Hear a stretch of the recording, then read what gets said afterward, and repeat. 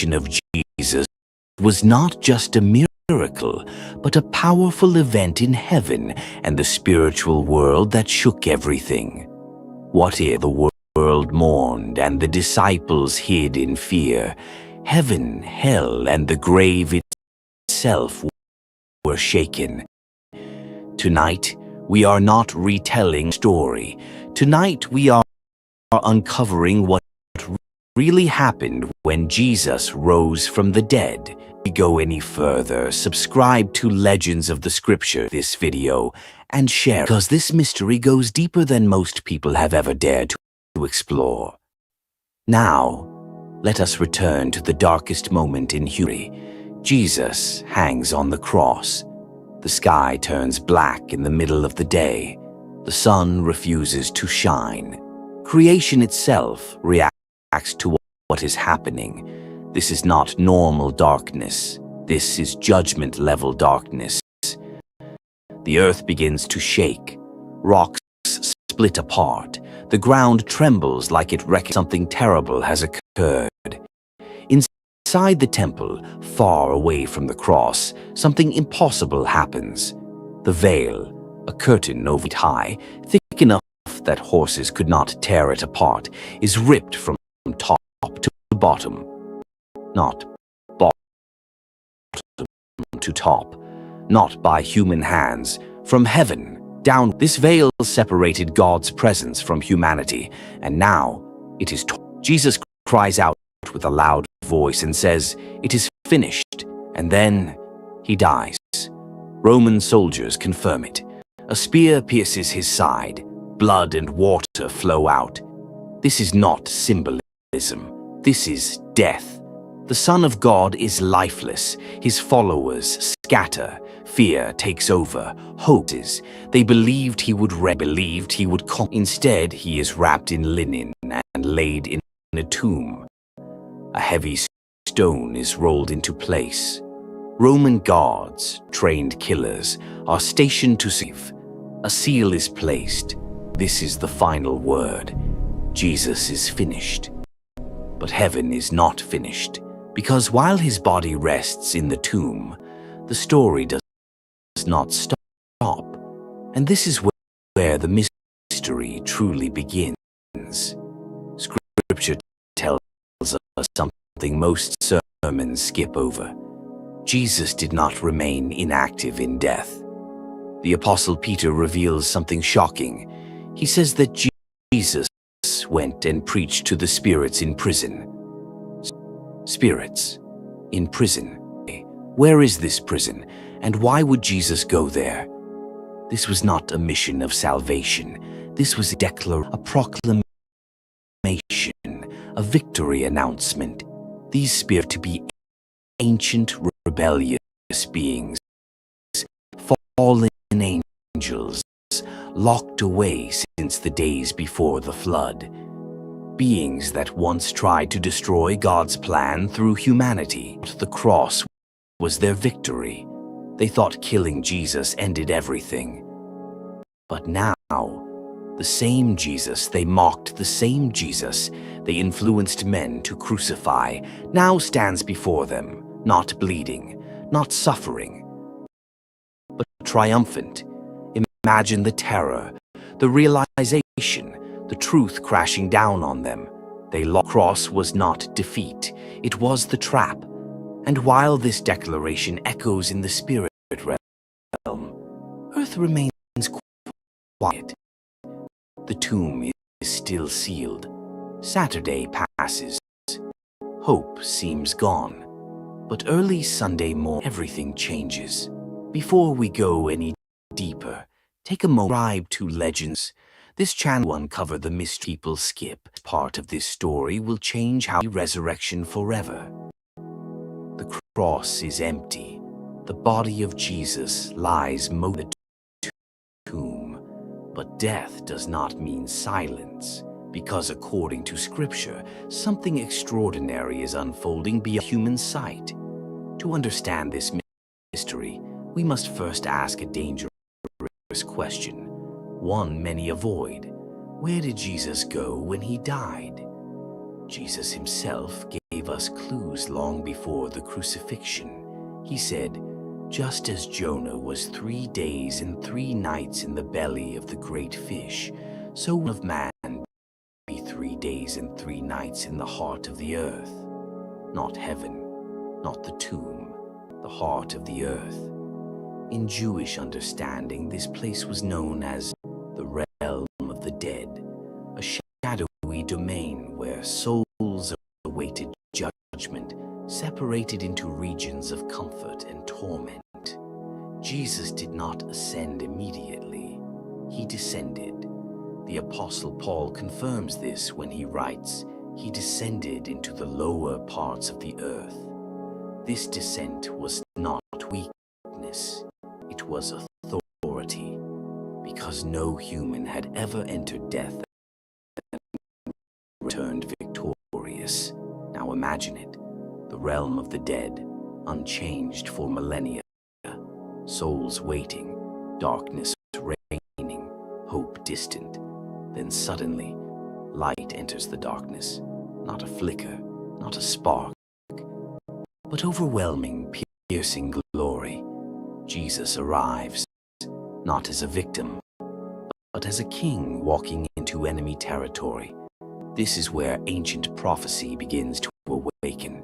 David once wrote, "You will not abode to Sheol, nor will you allow your Holy One to see corruption."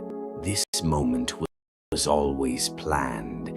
Jesus enters the realm of the dead, carrying something no one else had ever brought there, life itself. But his mission was not only to enter, it was to confront. Scripture tells us to claim something, not to negotiate, not to suffer, to proclaim. This mission echoes like thunder through the spirit realm. Death did. Sin has been paid for. The authority of darkness is broken. But there is more. Jesus speaks of a place called Abraham's bosom, a realm of comfort where the righteous awaited redemption. Those who died in faith, Abraham, Moses, David, had not yet entered heaven. Why? Price for sin had not yet been fully paid. Until now. Imagine their astonishment. They had trusted God's promise without seeing its fulfillment. And now, here he is, the Messiah, standing before them, the one they prophesied about, the one they longed for. Jesus announces that the wait is over, redemption is complete, the door is about to open. Meanwhile, on the other side of the realm of the dead, darkness trembles, because something unthinkable is happening. Jesus is bound by death. Death is realizing it cannot hold him. And then comes the turning point, the moment the balance shifts, the moment authority changes hands. Scripture tells us that Jesus disarmed the powers and principalities. That word, disarmed, means stripped of weapons, stripped of authority, stripped of legal power. The enemy believed the cross was checkmate, but it was the trap. Because sin, the enemy's greatest weapon, has been paid for, and without sin, death has no claim. Hell has no hold.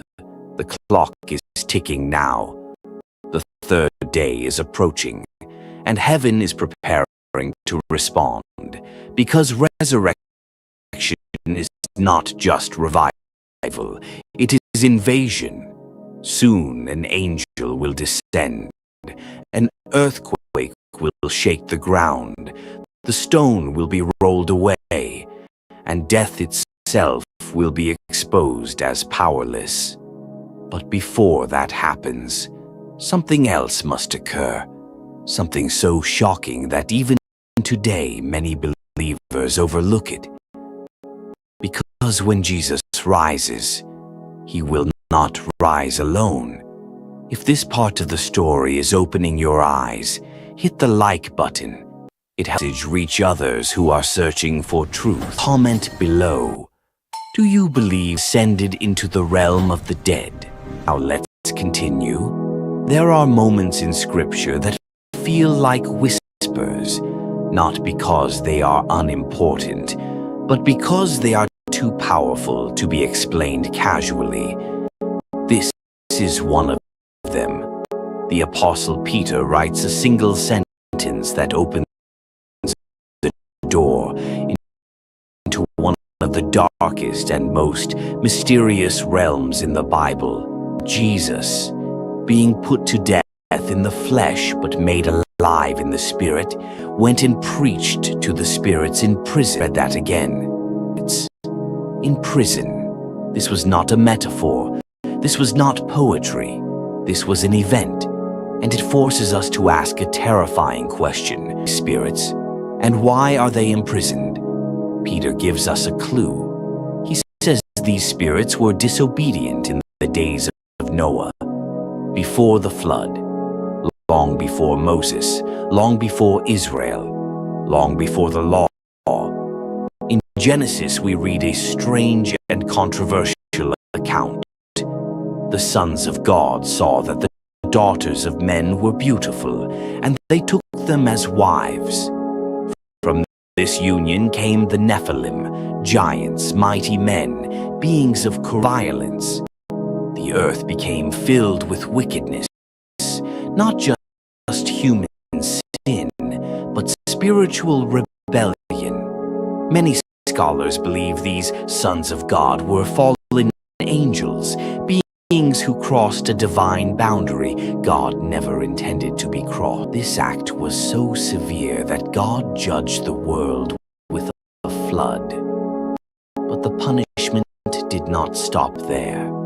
The book of Jude tells us that certain angels who did not keep their proper domain were bound in everlasting chains under darkness. These are not demons roaming freely today. These are imprisoned spirits locked away, awaiting judgment. And now Jesus comes to them, not as a victim of death, but as the risen conqueror. This is crucial. The word Peter uses for preached means evangelism. It does not mean offering salvation. It means proclamation, an official announcement, a declaration of victory. Imagine the scene. For thousands of years, these imprisoned spirits believed they had corrupted humanity beyond repair. They believed they forced God's hand. They believed the flood erased their crime. And now, the very Son of God, whose lineage they tried to destroy, stands before them, alive, victorious, undeniable, and he declares the truth they feared most.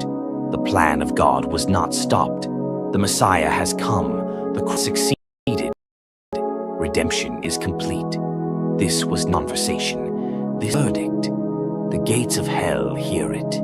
The abyss trembles. If death could not hold Jesus, nothing can. This moment sends shock waves through the unseen world. Every demon reeling irreversible has happened. The authority they once held through sin and death is collapsing. Their time is now limited. Their defeat is certain. This is why Scripture later says that when Jesus rose, he led captivity captive. Those once held are about to be freed. Those who waited in hope are about to ascend. But there is another layer to this mystery, because while this declaration is happening in the spirit realm, something strange is about to happen on earth. Something so shocking that even many believers skip over it when reading the gospel accounts, because resurrection power doesn't just affect Jesus. It spills over, it overflows, it breaks boundaries, and in the next moment, graves begin to open. Not metaphorically, literally. Don't go anywhere, because what happens next is one of the most ignored events in the Bible. In the next part, graves begin to open, and the dead walk the street, while the unseen realm, earthlit, Jerusalem is still asleep. The city that shouted, "Crucify him," has grown quiet. The disciples are hiding. Fear fills the air, hope behind a stone. The tomb of Jesus sits sealed. Rock blocks the entrance, of stone carved into a groove, and guards stand watch. These are not ordinary men. They are trained to die, trained never to fail. Of Rome is placed on the tomb. Breaking it would mean death. This scene says one thing: no one is coming. But heaven has already decided otherwise. Just before dawn, the ground begins. Not a gentle shaking, a violent earthquake, who tells us the cause. An angel of the Lord descends from heaven. Think about that. This is not a cherub, not a minor messenger. This is a presence is powerful enough to disturb the earth itself. The angels back the stone, not with effort, as if it weighs nothing. And here's the detail that changes everything. The angel does not roll so Jesus can come out. Jesus is already gone. The stone away so the tomb is empty. The guards see it, and they are. Scripture says they shake with fear, like dead men. Roman soldiers, men who have seen war, blood, and death, collapse in terror at the sight of one heaven. This tells us something important. Whatever tomb, it was not gentle, it was not quiet, symbolic, it was owning power. The women arrive at the tomb carrying spices, expecting death. They are not looking for they are looking for met with a message that will echo. Why do you live among the dead? He is not here, he has risen. The remain. But they are not scattered. They are not torn apart. They are folded. Tale matters. But don't fold burial cloths. Don't take time to organize. This is the authority and calm. Death was dismissed. Jesus did not break. He passed through. His body is no longer bound by limitations. Walls cannot stop him. Doors cannot stop him. Resurrection has officially world. Waves are not finished. Because Matthew records the details that many people read past it without stopping. He says, the tomb and many bodies of the fallen asleep. Let that sink in. Jesus triggers something else, something no one was expecting. Graves begin to open, to rise, not at the end of time, not in Revelation, but right here, at the moment Jesus conquers death. These resurrected saints, the holy city, they are seen by many. This is not a vision, this is not this is a public event. Why does this happen? Because Jesus is not just raised from the dead, he is raised as the first fruits, the first of men. His resurrection is a preview, a warning, and a promise. Death has been breached, the barrier is broken, and nothing will ever be the same again. But the story does not end at the empty tomb, because Jesus is about to appear. Not once, not twice, but repeatedly, in different places, in different forms, sometimes recognized immediately, sometimes not, and each appearance reveals something terrifying and beautiful about his resurrected body. If you're still watching right now, you're part of a small group willing to go deeper than surface level faith. Subscribe to Legends of the Scriptures, because the second half of this journey reveals what resurrection really means for you. Now let's continue. The resurrection of Jesus does not happen in isolation. It spills over. It leaks into history. Because when death loses its grip on Christ, it momentarily loses its grip on others as well. Matthew tells us something astonishing. The tombs were opened, and many bodies of the saints who had fallen asleep were raised. Pause right there. Who were these saints? Scripture doesn't name them. It doesn't tell us how many. It only tells us they were known. They appeared to many in Jerusalem, which means people recognized them. Imagine walking through the city and suddenly seeing someone you buried years ago. A prophet, a righteous elder, a faithful servant of God, alive, standing before you, speaking.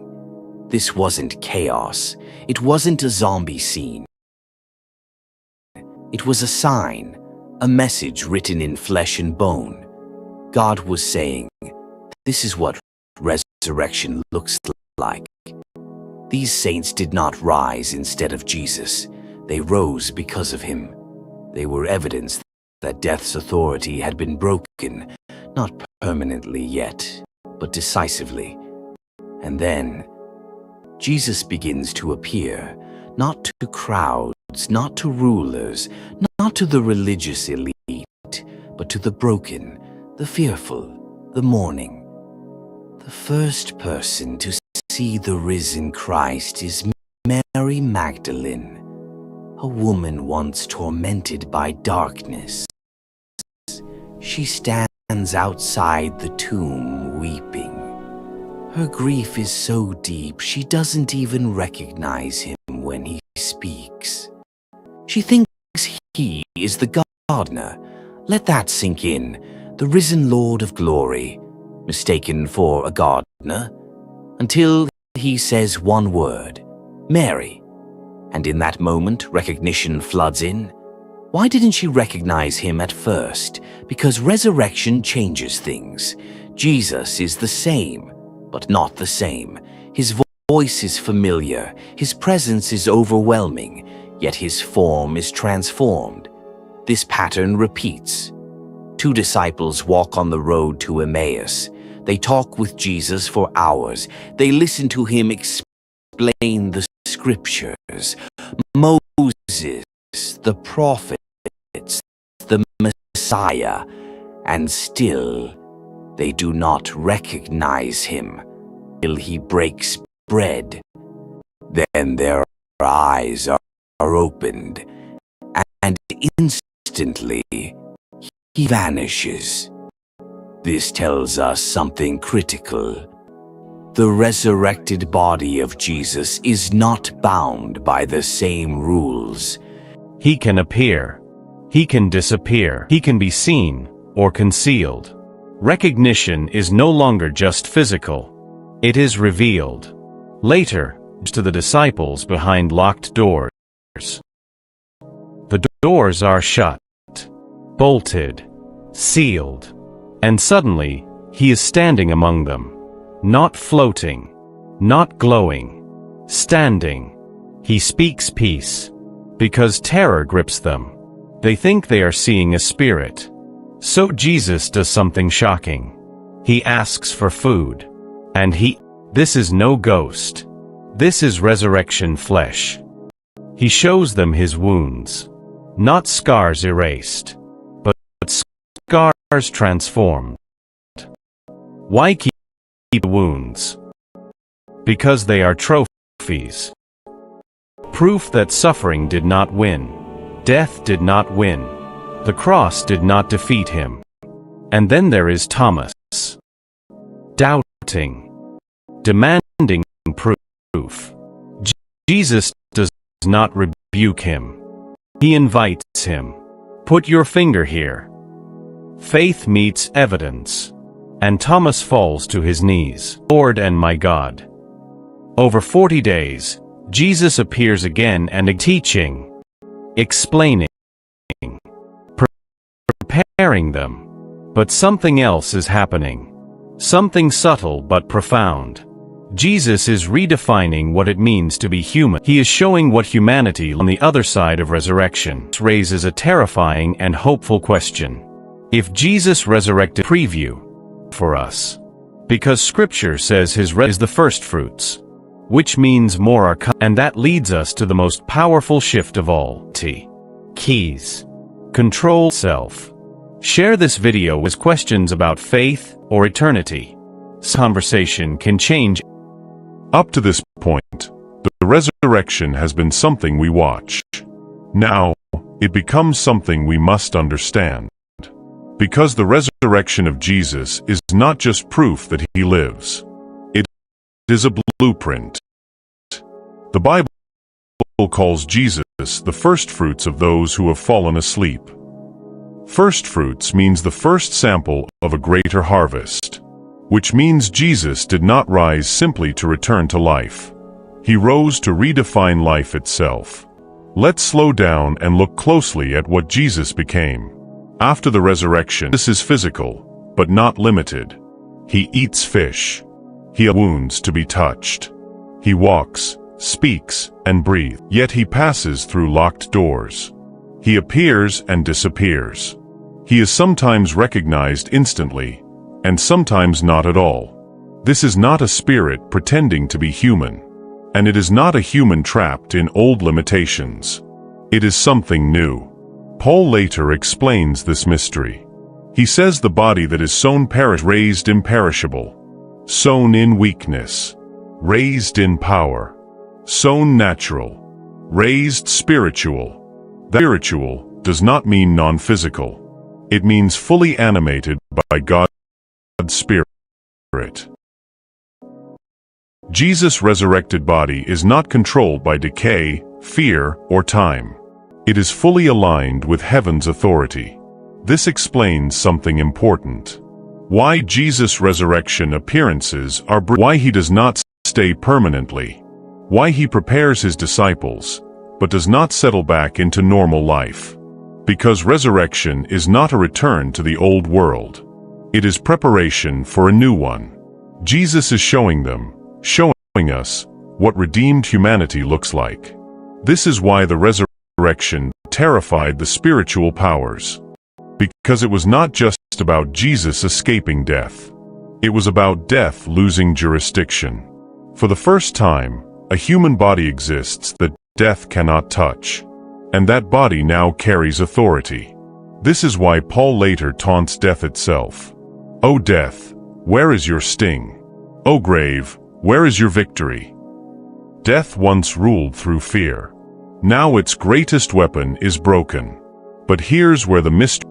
Jesus does not keep this authority to himself. Before ascending, he says something radical.